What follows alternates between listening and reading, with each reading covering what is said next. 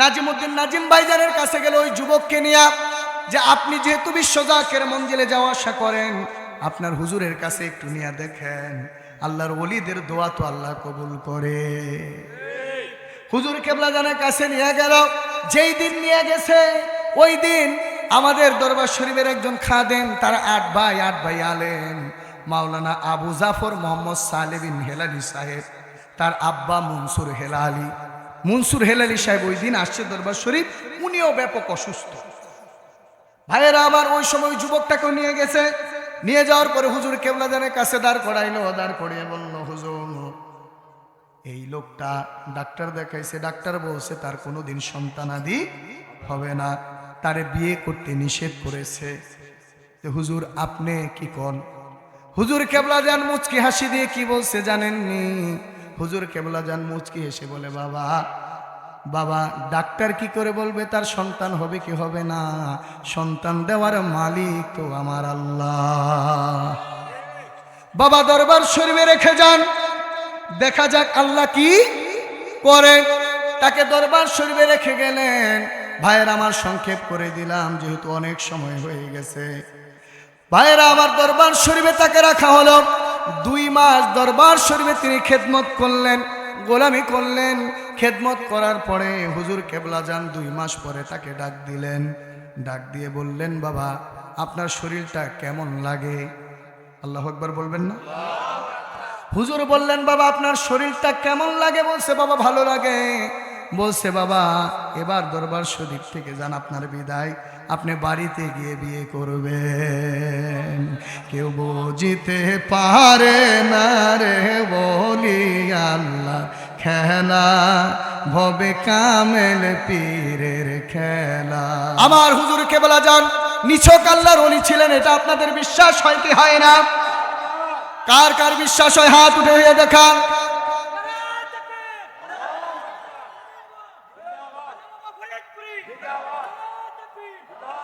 আমি আমার হুজুর কেবলা জানেন একটা কারামতের কথা বলে শেষ করে দেব। ভাইয়েরা আমার, বাবারা আমার হুজুর কেবলা জান জামানার মহা মুজাদ্দিদ ছিলেন। এটার একটা বাস্তব প্রমাণ আমি আপনাদেরকে দিয়ে দেই। আমি দলিল ছাড়া কথা বলি না, দলিল ছাড়া। কারণ আউল ফাউল কথায় কোনো লাভ নাই। কারণ গুজাম্মিল কথার ভিতরে লাভ হয় না, লোকসান হয়। ঠিক কিনা বলেন? আমি যদি বলি আমি এই এলাকায় একটা বাড়ি কিনে ফেলেছি, আপনারা অনেকে বলবেন আলহামদুলিল্লাহ মাওলানা সাহেব আমাদের বাড়ির পাশে চলে আসছে। কথা বলেন না কেন? আচ্ছা আমি যদি বলি যে আমি আপনাদের বাড়ির পাশে সিদ্ধিরগঞ্জে বাড়ি করছি, আপনারা কি বলবেন? যাক আলহামদুলিল্লাহ মাওলানা ঘরের কাছে পড়ছে। কি কন? তো কাউসার সাহেবরে যা দিলাম তাই নিব, এবার গাড়ি ভাড়ার দোহাই তো আর দিতে পারবো না। আচ্ছা এরপরে আপনি যদি জিজ্ঞেস করেন যে মাওলানা সাহেব আপনি যে বাড়ি করছেন দলিল আসেনি? বাড়ি যে করছেন দলিল দেখে নিছেন নি? তা আমি যদি বলি যে বাড়ির দলিল নাই, আমি যদি বলি বাড়ির দলিল নাই, এই কথার কোনো ভিত্তি আছে? এই জায়গা টিকবে? তো যেই কথার দলিল নাই এই কথার কোনো দাম। আমি বাস্তব থেকে বলছি, এই কথা বলেই আমি মোনাজাত করে দিব, কয়েক মিনিটের ভিতরে শেষ করে দিব, আপনি একটু কষ্ট করেন। ভাইয়েরা আমার, বাবারা আমার বাড়ি হচ্ছে কেরানীগঞ্জ থানার কোন্ডা ইউনিয়নে। আমি ঢাকা বাসিন্দা। আমার দেশ এখানে, বাড়ি এখানে, জন্মস্থান এখানে। কথায় অনেকটা টের পাইছেন না? তো ভাইয়েরা আমার, বাবারা আমার বাড়ি হচ্ছে কোন্ডা ইউনিয়নে। ঢাকার এই দিক দিয়ে ঢাকার শুরু, আর ওই দিক দিয়ে হিসাব করলে ঢাকার শেষ। ভাইয়েরা আমার, কোন্ডা ইউনিয়নে সাবেক ঢাকা জেলার কোষাধ্যক্ষ ছিলেন নাজিমউদ্দিন নাজিম ভাই। তার এলাকা পানগাঁও। এই যে পাগলা পার হইলে ওই পার হচ্ছে পানগাঁও কোর্ট, আছে না নাই? বর্তমান ঢাকা জেলার রানিং কর্মী প্রধান দক্ষিণের জামানুল ইসলাম রনি সাহেবের আব্বা এই নাজিমউদ্দিন নাজিম ভাইয়ের এলাকার একজন যুবক মানুষ বিয়ে শাদী করবে চিন্তা করেছে। ভাইয়েরা আমার ডাক্তারের কাছে গিয়েছে, নিজের দুর্বলতা আছে এই জন্য ডাক্তারের কাছে গিয়েছে। ডাক্তার বলেছেন আপনি কখনো বিয়ে কইরেন না, আপনি কখনো বিয়ে কইরেন না। কারণ বিয়ে শাদী যদি আপনি করেন তাইলে আপনার কখনো সন্তানাদি হবে না। কি হবে না? সন্তান হবে না। মনে রাখবেন, অনেকে খালি কয় বিয়ে করা ফরজ ফরজ ফরজ। আরে মিয়া, বিয়ে করা ফরজ, কোনো সময় বিয়ে করা সুন্নত, কোনো সময় বিয়ে করা ওয়াজিব, আবার কোনো সময় বিয়ে করা হারাম। কথা বুঝছেন? ওখানে যার অসুস্থ আছে আর একজনের মেয়ে সে বাড়িতে আনলে এই তার জন্য বিয়ে করা কি ফরজ হইব? আর একজন মেয়ের জীবন নষ্ট হবে না? যদি তার শারীরিক কোনো সমস্যা থাকে, এই লোকের জন্য বিয়ে করা হলো হারাম। কারণ আর একজনের মেয়ের ক্ষতি করার অধিকারটা আপনার নাই, আছে? তো কোনো কোনো ক্ষেত্রে সুন্নত হয়, কোনো কোনো ক্ষেত্রে ওয়াজিব হয়, কোনো কোনো ক্ষেত্রে বিয়েটা ফরজ হয়। ঠিক কিনা বলেন? তো ভাইয়েরা আমার তাকে বললো যে আপনার সন্তান আদি হবে না। অনেক ডাক্তার দেখাইছে, বলছে আপনি আর বিয়ে শাদী কইরেন না।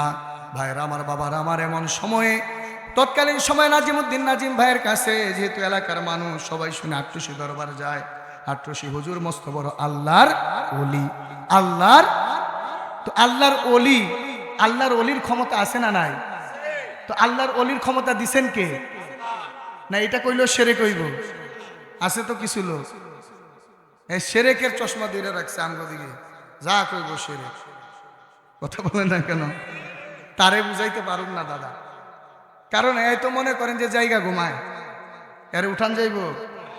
কিছু বন্ধু বান্ধব দেখবেন বলছে কালকা খেলবার যামু, সকালে তোর ডাক দিমু, রেডি থাকিস। তো সকালে চিন্তা করছে আজকে ওগুলোকে যাম না, এত ঘুম না। আর ডাক পারে, দোস্ত খেলবার যাবি না? রাও করে না, মানে ধাক্কা দেয়, ইমরা কাইতে হয়, উঠে না। এই জাগাই না, জাগান যাইব। তো যারা জায়গা ঘুমাইতেছে, যারা ইচ্ছা করা হুজুর কেবলা জানের বিরোধী করে, আরে বুঝান যাইব? তুমি যা কো তাল গাছ আমার পিসার মারলাম, তোর মায়েরে তুই বাদ দেস না, আমরা পাঁচের মানুষ আইছি, তোরে মায়েরে বাদ দন লাগবো, সবাই দৌড়ছি। আপনাকে বিচার মারলাম, মুরব্বীরা আইসেন, এই কথা তো ফালান যায় না, কিন্তু মায়েরে বাদ দিব না। কথা বলেন না? তো এই ধরনের কিছু লোক আছে না সমাজে, তো তাদেরকে তো বুঝান যাবে না, যাবে? তো ভাইয়েরা আমার, যারা বিশ্বাসী, আল্লাহও ডাক দিয়েছে বিশ্বাসীদেরকে।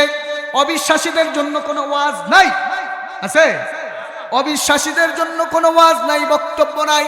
ভাইয়েরা আমার, ইমানদারদের জন্য ওয়াজ। যারা আল্লাহর ওলি হয় তাদের ক্ষমতার শেষ নাই, কারণ তারা আল্লাহর শক্তিতে শক্তিবান হয়।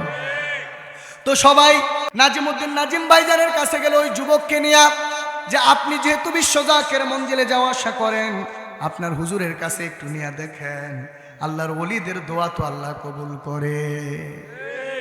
হুজুর কেবলা জানের কাছে নিয়ে গেল।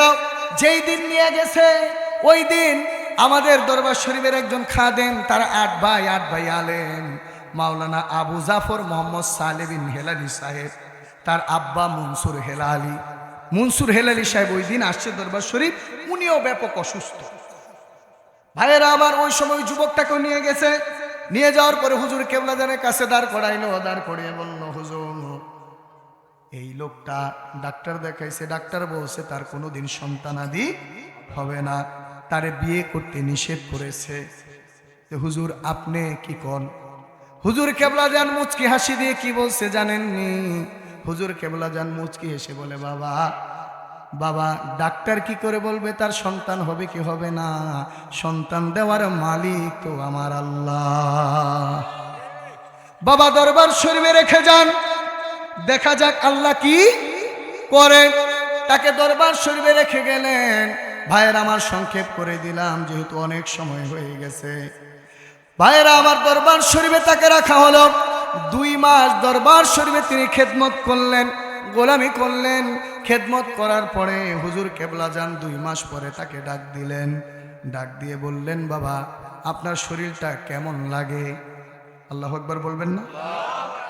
হুজুর বললেন, বাবা আপনার শরীরটা কেমন লাগে? বলছে, বাবা ভালো লাগে। বলছে, বাবা এবার দরবার শরীফ থেকে যান, আপনার বিদায়, আপনি বাড়িতে গিয়ে বিয়ে করবেন।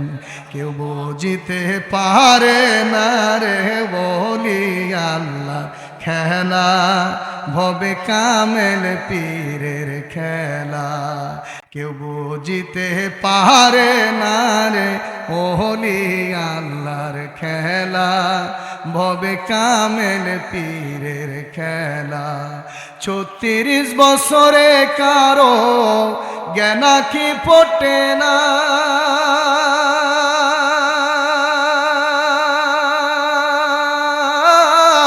6 মাসেরই কালে আবার পায় যে 16 আনা রে, দেয় যে 16 আনা। যারে ইচ্ছা তারে দিয়া মিলায় তৌহিদের মেলা, দয়াল যারে ইচ্ছা তারে দিয়া মিলায় তৌহিদের মেলা। কেউ বুঝিতে পারে না রে খাজা বাবার খেলা, ভবে কামেল পীরের খেলা। মুর্শিদ তোমায় যাহা দেয় থাইকো তাতে খুশি, কি দিয়া কি করলো দয়াল বুঝতে গেলেই দোষী রে তুমি, বুঝতে গেলে দোষী। তাইলে গলেতে পড়বে তোমার কলঙ্কেরই মালা, কেউ বুঝিতে পারে না রে ওলি আল্লাহর খেলা, ভবে কামেল পীরের খেলা। কেউ বুঝিতে পারে না রে ওলি আল্লাহর খেলা, ভবে খাজা বাবার খেলা। লোকটি হুজুর কেবলা জানের কথা শুনে হুকুম পেয়ে বাড়িতে চলে আসলো।